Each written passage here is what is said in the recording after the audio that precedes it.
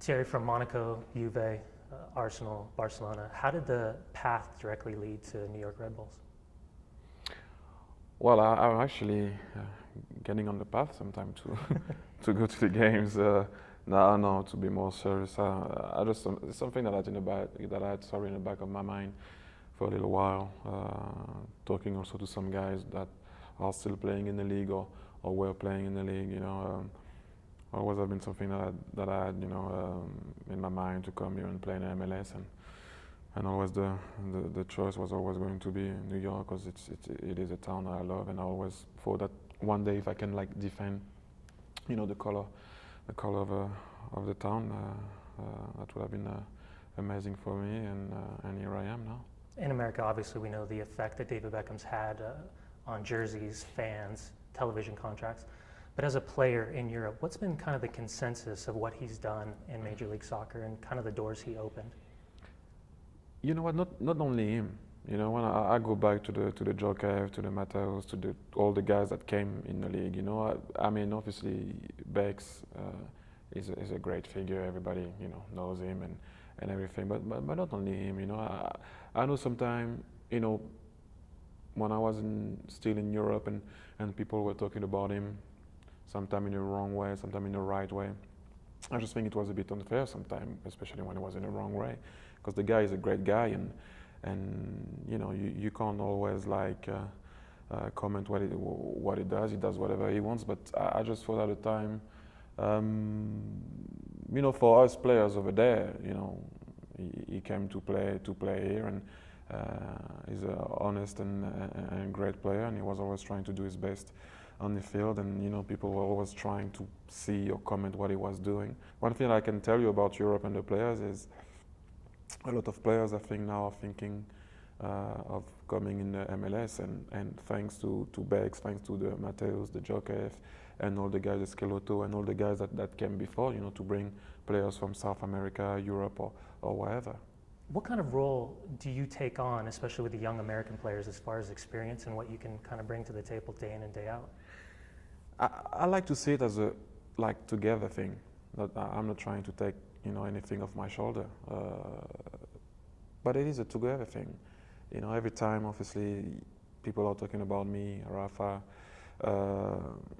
talking about Juan, talking about the boss, talking about Schelotto, Bex, or whoever. We can go through the league like that. But as I said so many times, we have some great American players in our team. I think Tim Ream, for example, in our team is a great player, and he doesn't come from Europe or he doesn't come from South America. I just think that it has to be a together thing. Play well, whether you're from Europe, South America, wherever you're from. I think we all have that goal, if I can say, to try to develop the game here.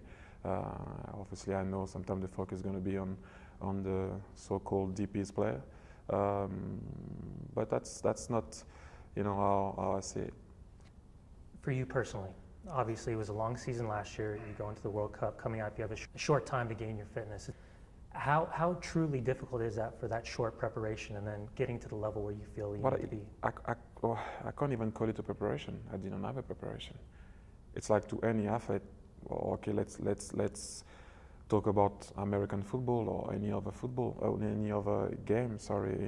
In this country, it's like if I tell you a guy playing for the Giants, coming off holiday and go straight and play the season, that will not work.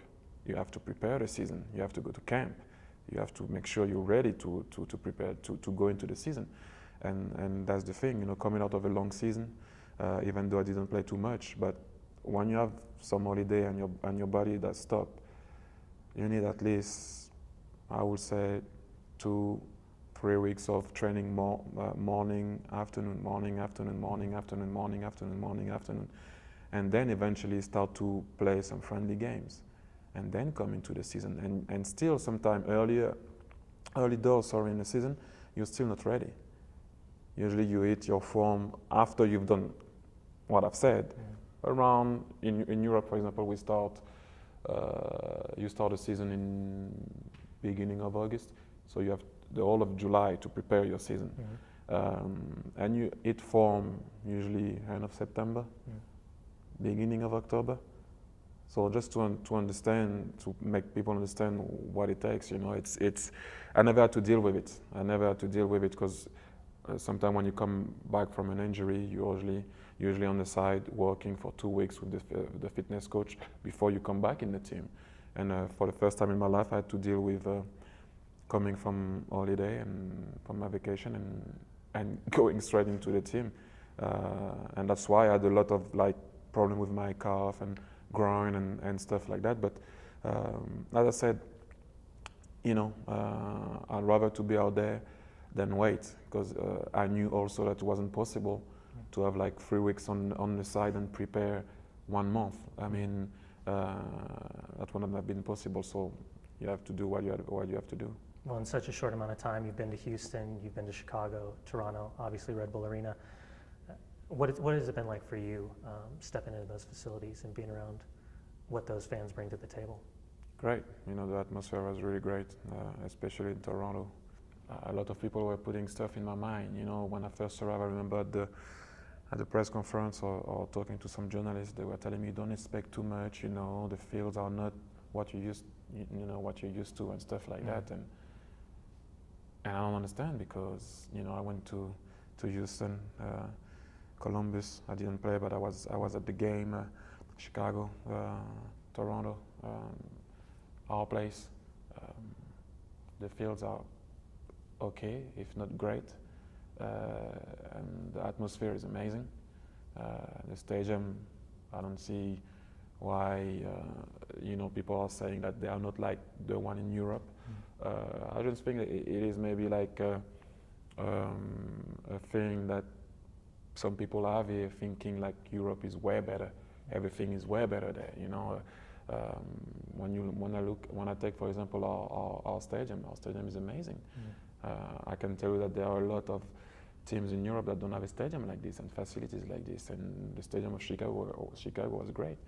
Houston, same in Toronto. You know, the atmosphere.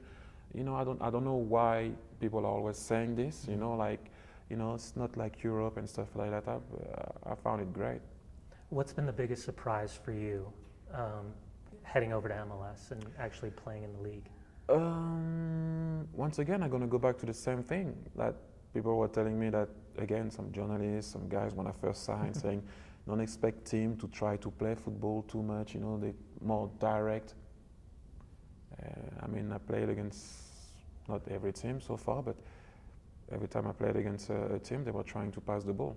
I don't know if it's because also we are trying to play like that, I actually don't know, but, you know, the teams were trying to pass the ball, and I saw a lot of decent players that we played against.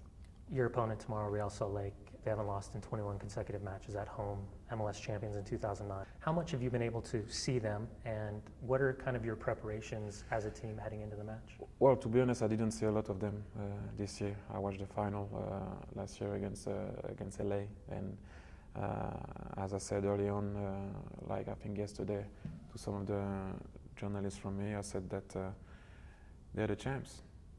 You know, 21 game unbeaten at home. You know, you got to respect that. You got to respect the champ. On the other side, you know, we're trying to prepare every game, whether we play at home or away. But we are well aware that they are really difficult to beat here. So for us, it's going to be a test.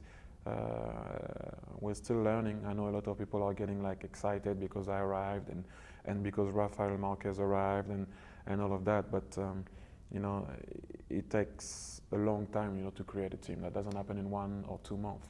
That's why Real Salt Lake is a great team, because they've been together for a little while. You don't win trophies just in a month or 2 months. If it does happen, it's great. But in my career, that doesn't happen like that, you know. So you got to respect them, and we do respect them. And one thing with them is they are a team, you know, and that's always difficult to beat. Thank you.